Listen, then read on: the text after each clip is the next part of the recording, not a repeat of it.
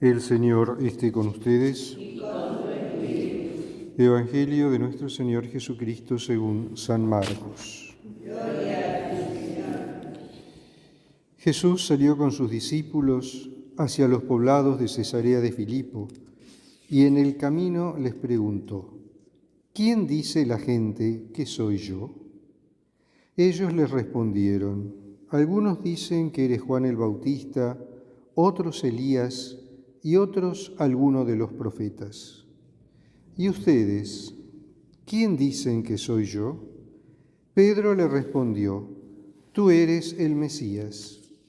Jesús les ordenó terminantemente que no dijeran nada acerca de él y comenzó a enseñarles que el Hijo del Hombre debía sufrir mucho y ser rechazado por los ancianos, los sumos sacerdotes y los escribas, que debía ser condenado a muerte y resucitar después de 3 días. Y les hablaba de esto con toda claridad. Pedro, llevándolo aparte, comenzó a reprenderlo, pero Jesús, dándose vuelta y mirando a sus discípulos, lo reprendió diciendo: retírate, ve detrás de mí, Satanás, porque tus pensamientos no son los de Dios, sino los de los hombres. Entonces Jesús, llamando a la multitud junto con sus discípulos, les dijo: el que quiera venir detrás de mí, que renuncie a sí mismo, que cargue con su cruz y me siga, porque el que quiera salvar su vida la perderá, y el que pierda su vida por mí y por la buena noticia la salvará. Palabra del Señor. Gloria a ti, Señor Jesús.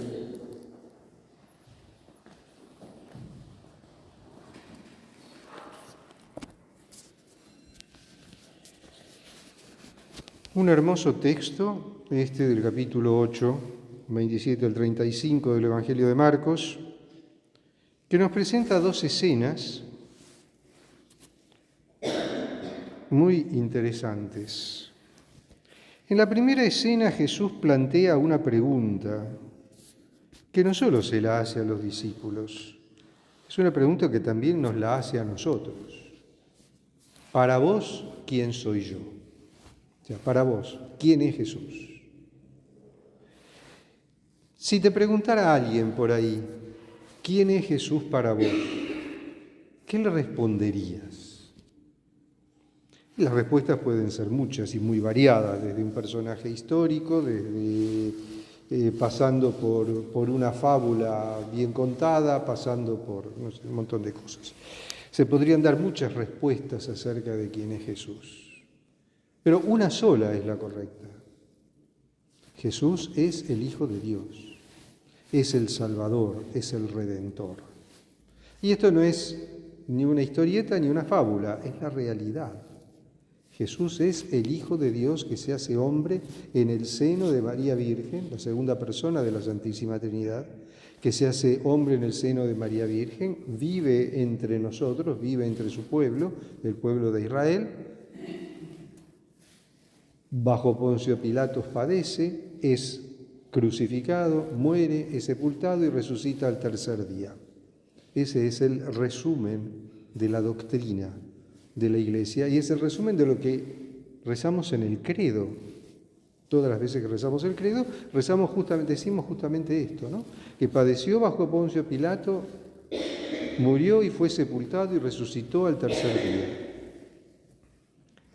Entre los contemporáneos de Jesús estaba esa discusión: ¿quién era Jesús? Jesús, ante el piadoso israelita de la época, se presentaba como un profeta poderoso, se presentaba como un hacedor de milagros, como una persona que tenía mucho poder y que enseñaba de una manera nueva y distinta.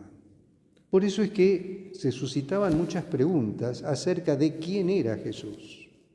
Y Jesús quiere saber qué es lo que la gente dice, porque hasta este momento Jesús se ha ido presentando, realizando signos mesiánicos. Hacer hablar a los mudos, oír a los sordos, curar a los ciegos, hacer caminar a los paralíticos, etcétera, etcétera, etcétera. Liberar espíritus endemoniados, liberar personas de espíritus endemoniados, etcétera. Entonces, él ahora quería saber, después de todo esto que vieron, para ustedes, ¿quién soy yo? Y Pedro da la mejor respuesta que podía dar un piadoso israelita en ese momento. Vos sos el Mesías. Fantástico. La respuesta de Pedro, perfecta. Dio en el clavo. Jesús es el Mesías. Y entonces ahora viene la segunda escena. Jesús explica que en el plan de Dios está que el Mesías sea perseguido, sufra, muera y resucite al tercer día. Y esto a Pedro lo asusta, se escandaliza. Porque cuando él dice que va a morir, todos entienden lo que significa morir en ese momento. Morir siendo perseguido, morir como un malhechor. Y eso no significaba otra cosa que la cruz, porque Jesús no era ciudadano romano. Ciudadano romano le cortaban la cabeza, pero a uno que no era ciudadano romano lo crucificaban. Y la crucifixión era una tortura atroz. Entonces Pedro se asusta. ¿Cómo que vas a morir en la cruz? ¿Cómo que te van a matar? ¿Cómo que te van a entregar a la muerte? ¿Qué es eso de resucitar? Entonces lo llama aparte y le dice, no, esto no va a pasar, no pienses eso.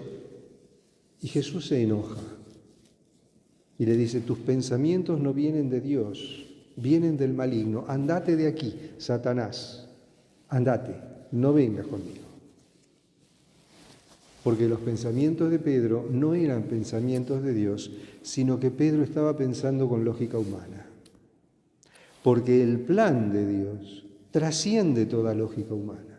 El plan de Dios está más allá de toda lógica humana. Y entonces ahí Jesús dice una frase que debe haber asustado a más de uno, porque le dice, el que quiera venir detrás de mí, que renuncie a sí mismo, que cargue su cruz cada día y me siga. ¿Qué significa esto? Evidentemente que esto no es ninguna metáfora. Cargar la cruz no se puede entender como una expresión romántica, ni mucho menos. ¿Qué significaba para el piadoso israelita que lo estaba escuchando a Jesús en ese momento decir que el que quiera seguirlo, que cargue la cruz? Y aquí tenemos que hacer un pequeño excursus histórico. La cruz, ya lo dijimos, era un instrumento de tortura para la ejecución de la pena de muerte, uno de los peores que inventó la maldad humana. El reo sufría atrozmente. Pero esa expresión cargar la cruz significaba ese momento, o hacía referencia a ese momento crucial en el patio de la prisión, cuando el reo recibía la cruz que debía cargar hasta el lugar de la ejecución.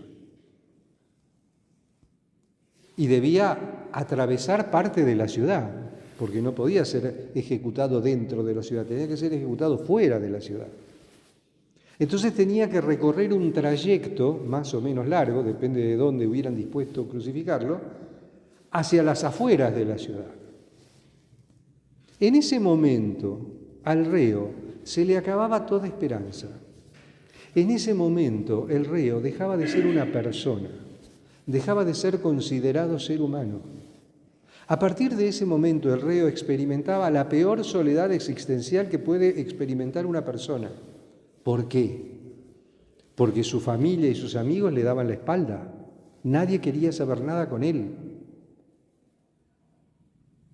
Lo iban a insultar, lo iban a escupir, lo iban a apedrear. Y ustedes me dirán, ¿pero no hay una guardia que lo acompañe? Sí, por supuesto, hay una guardia de soldados que lo acompaña.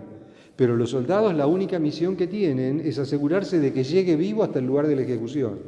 Después lo que le pase en el camino los tiene sin cuidado. Salvo cuando lo ven demasiado flojo, demasiado enclenque, como pasó con Jesús, que le piden a alguien que cargue la cruz para aliviarlo, o que lo ayude a cargar la cruz para aliviarlo. El caso de Simón de Cirene, ¿no es cierto?, que leemos en el relato de la Pasión. Pero ellos la única función que tienen es asegurarse de que llegue vivo al lugar de la ejecución.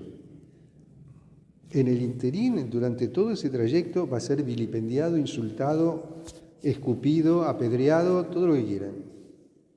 Y todos eran libres de hacerlo. Nadie se iba a oponer a eso. Inclusive ni siquiera la misma familia del reo, porque para ellos era una vergüenza total que un miembro de su familia hubiera sido condenado a morir en la cruz. Entonces, el cargar la cruz, que cargue la cruz de cada día y me siga, significa que el discípulo tiene que estar dispuesto a experimentar, a causa de la palabra de Dios, a causa de la buena noticia de Cristo Jesús, a causa del misterio de Cristo, por amor a Cristo, por amor a Dios, tiene que estar dispuesto a soportar cualquier cosa, todo lo que venga, el martirio,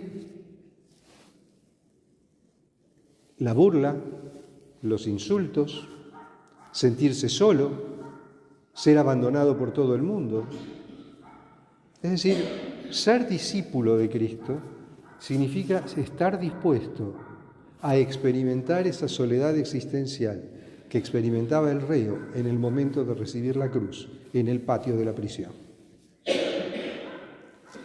Una propuesta muy fuerte, una propuesta sin duda muy dolorosa, pero una propuesta que nos está poniendo por delante la gloria de la resurrección, porque sabemos que al Viernes Santo sigue el Domingo de Pascua.